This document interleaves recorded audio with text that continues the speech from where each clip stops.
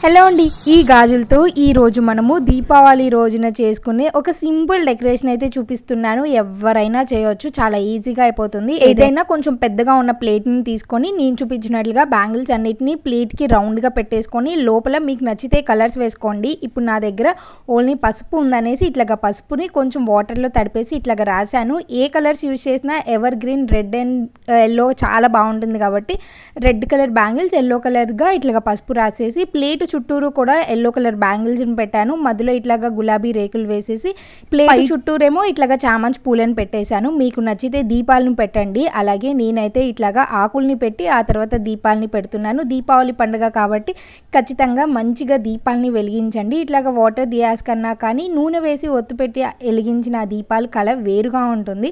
చిన్నపిల్లలు ఉంటే మాత్రం ఇట్లాంటి వాటర్ దియాస్ ది బెస్ట్ అనమాట. మీకు కనుక ఈ వీడియో నచ్చితే డెఫినెట్గా ఉపయోగపడే వాళ్ళకి షేర్ చేయండి.